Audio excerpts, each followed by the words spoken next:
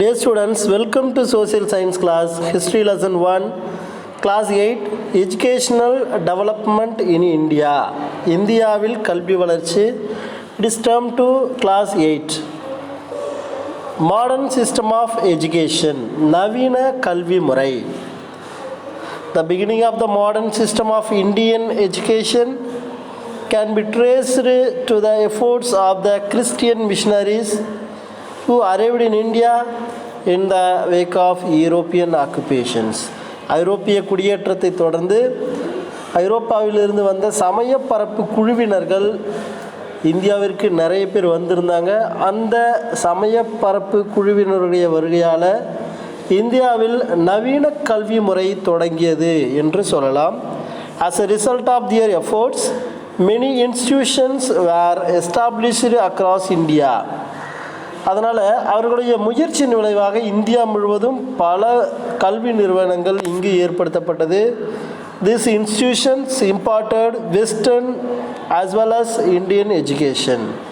இது இந்தியாவில் இந்த நிறுவனங்கள் மேற்கத்திய நாட்டில் இருக்கக்கூடிய கல்வியையும் இந்திய கல்வியையும் நமக்கு கற்றுவித்தது.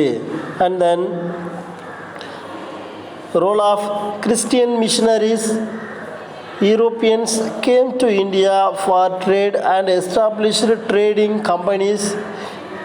Yes, the கிறித்துவ சமய பரப்பு குழுவினருடைய முக்கியமான பங்களிப்பு அப்படின்னு சொன்னால் என்னென்ன அப்படின்னு சொன்னால், the role of Christian missionaries, European came to India for trade and established trading companies. அவங்க வணிகம் செய்வதற்காகத்தான் இங்கே வந்தவர்கள். இந்தியாவில் வர்த்தக நிறுவனங்களை இங்கே நிறுவனாங்க. And then they acquired lands and constructed fortress. Later they wanted to spread their culture and religion among Indians.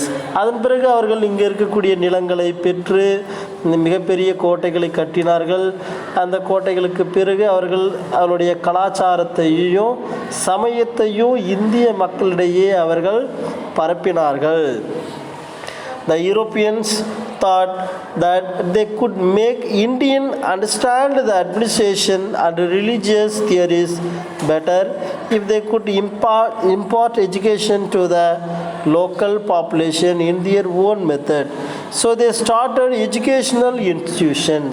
அப்போ இந்த உள்ளூர் மக்களுக்கு ஏற்றவாறு அவர்கள் கல்வி முறையை வழங்கினார்கள். அதனால்தான் இங்கே இருக்கக்கூடிய மக்களை நிர்வாகத்தையும் சமய கருத்துக்களையும் நன்கு அவர்கள் புரிந்து கொள்வார்கள் என்று அவர்கள் கருதியிருக்கலாம். மேலும் அவர்கள் கல்வி நிறுவனங்களை இங்கு தொடங்கியதற்கு இது ஒரு முக்கியமான காரணமாக இருந்தது. The Portuguese were the first Europeans who started modern system of education in India. இப்போ இந்தியாவில் நவீன கல்வி முறையை தொடங்கியது முதல் ஐரோப்பியர்கள் தான். இந்த ஐரோப்பியர்களில் யார் சார்? த போர்த்துகீசர்கள் தான் நவீன இந்தியாவின் கல்வி முறையை தொடங்கினார்கள். Francis Xavier Jesus started a university at Cochin.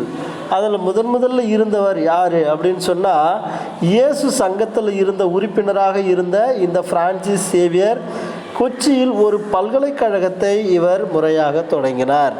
They started many primary schools. அது மட்டும் கிடையாது, மேலும் பல தொடக்க பள்ளிகளும் இங்கு தொடங்கப்பட்டது. The first college offering degrees on a competition of course was started in Goa in 1575, where Christianity, logic, grammar and music were taught. 1575 தான் முதல்ல கோவாவில் தொடங்கப்பட்ட முதல் கல்லூரி. இந்த கல்லூரியில் கிறித்தவம், அதாவது கிறிஸ்டியானிட்டி, அண்ட் தென் லாஜிக்ஸ், தர்க்கம், லிட்ரேச்சர், இலக்கணம், மியூசிக், இசை போன்றவை கற்பிக்கப்பட்டு பட்டங்களும் அவர்களுக்கு வழங்கப்பட்டு இருந்தது. And next, John Kiernander was one of the most zealous pioneers and perhaps the first missionary in India to introduce education for non-Christian children as an evangelistic agency. In 1812, Dr. C.S. John established 20 free reading schools in Tranquebar. Yes, and then இந்த John கிர்னாண்டர் என்பவர் தான் ஒரு ஆர்வமுள்ள முன்னோடியாக இருந்து முக்கியமான ஒரு நபராக கருதப்படுகிறார். அவருடைய இவாஞ்சலிஸ்டிக் அமைப்பு அப்படின்றது, அதாவது கிறிஸ்தவர் அல்லாத குழந்தைகளுக்காக கல்வியை அறிமுகப்படுத்திய முதல் சமயப்பரப்பு அல்லது சமயப்பரப்பு குழு அப்படின்னு சொல்லலாம். கிறிஸ்தவர்கள் அல்லாதவர்களுக்கு ஏற்படுத்தப்பட்டது. And 1812 Dr. C.S. John established 20 free reading schools in Tranquebar. தரங்கம்பாடியில் 20 இலவச பள்ளிகளை நிறுவியிருந்தார். And the next one followed by the Portuguese. அந்த போர்த்துகீசியர்களுக்கு பிறகு அவர்களை தொடர்ந்து the French opened their institution for all the Indians, where education was imparted by Indian teachers through local languages. இங்கே ஐரோப்பியர்களுக்கு அந்த போர்த்துகீசியர்களை தொடர்ந்து பிரெஞ்சுக்காரர்களும் இந்தியர்களுக்கான கல்வி நிலையங்களை துவங்குறாங்க. அங்கே இந்திய ஆசிரியர்களை கொண்டு அங்கே இருக்கக்கூடிய வட்டார மொழியில் லோக்கல் லாங்குவேஜஸில் அவர்களுக்கு கல்வி கற்பிக்கப்பட்டது. And they started higher secondary schools where French language was taught. அது மட்டும் கிடையாது, மேல்நிலை பள்ளிகளும் துவக்கப்பட்டது. அங்கு பிரெஞ்சு மொழியில் அந்த மேல்நிலை பள்ளிகளில் பாடங்கள் கற்பிக்கப்பட்டது. And the next one, the German bishops named Ziesenbalg and Plutzham started schools and training colleges for teachers in Tranquebar. இங்கே இருக்கக்கூடிய முக்கியமானவர் யார்? 2 ஜெர்மன் பிஷப்புகளாக இருந்தவர்கள், சீசன் பால்கு மற்றும் டுட்ஷோ. இந்த 2 பேருமே திருவிதாங்கூரில் பள்ளிகள் மற்றும் ஆசிரியர்களுக்கான பயிற்சி கல்லூரியை தொடங்கினார்கள். And then after the arrival of English East Indian Company in 1600 AD CE, institutions were established for imparting instruction in English. Generally, Sanskrit college were opened in Madras and Banaras. அதன் பிறகு இந்த கல்வி நிறுவனங்கள்லாம் ஏற்படுத்தப்பட்டது. படிப்படியாக மദ്രാஸ் மற்றும் பனாரஸ் ஆகிய இடங்கள்லையும் சமஸ்கிருத கல்லூரிகளும் துவங்கப்பட்டது. இந்த 1600 ஆங்கில கிழக்கிந்திய கம்பெனி வந்தாங்க. அவர்களுடைய வருகைக்கு பிறகு தான் ஆங்கில கல்வி வழங்குவதற்காக நிறைய கல்வி நிறுவனங்களும் இங்கே ஏற்படுத்தப்பட்டது. And then the first bishop, இதில் பிஷப்புகள் முக்கியமானவங்க இருக்கிறாங்க. The first bishop of Calcutta, the revered Dr. Middleton, started a missionary college at Calcutta, which became famous as the Bishop College. Yes, இதில் கல்கத்தாவில் முதல் பிஷப் பேராயர் அப்படின்னு சொல்லக்கூடியவர் டாக்டர் மிடில்டன் என்பவர் தான் ஒரு மிஷினரி கல்லூரியை கல்கத்தாவில் தொடங்கினார். அது பின்னால் எப்படி மாறிச்சு? பிஷப் கல்லூரி என்று அழைக்கப்பட்டது.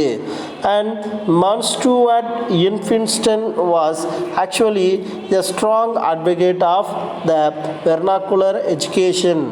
But on his retirement in 1827, his admirers collected funds and established a college offering English classes named the Infinston College at Bombay. அப்போ இந்த மன்ஸ்டூவர்ட் இன்ஃபின்ஸ்டன் என்பவர் தான் முதல்ல வட்டார மொழி கல்வியையே தீவிரமாக முன்மொழிந்தார். ஆனால் 1827 அவர் ஓய்வு பெற்றார். அதன் பிறகு அவருடைய ஆர்வலர்கள் என்ன செய்கிறாங்க அப்படின்னு சொன்னால், நிதியை சேகரித்து ஆங்கில கல்வியை வழங்கும் கல்லூரியை பம்பாயில் முதல்ல நிறுவனாங்க. And then missionaries made a good deal of attempt for the propagation of education in India. அதன் பிறகு ஃபைனலாக என்ன சார் ஆகுது அப்படின்னு சொன்னால், இன்ஃபின்ஸ்டன் கல்லூரி என இது பெயரிடப்பட்டது. Yes, and due to their efforts many institutions were established. This institution imparted Western education as well as Indian education. அதன் பிறகு இந்தியாவில் இந்த கல்வியை பரப்பதற்கு சமய பரப்பு குழுவினர்கள் நல்ல முயற்சி எடுத்துக்கிட்டாங்க. அவர்களுடைய முயற்சியால் தான் நிறைய கல்வி நிறுவனங்கள் இங்கு ஏற்படுத்தப்பட்டது. இந்த நிறுவனங்கள் எல்லாமே மேற்கத்திய கல்வியை இந்திய கல்வியையும் நமக்கு சேர்த்து வழங்கியது. Dear students, thank you.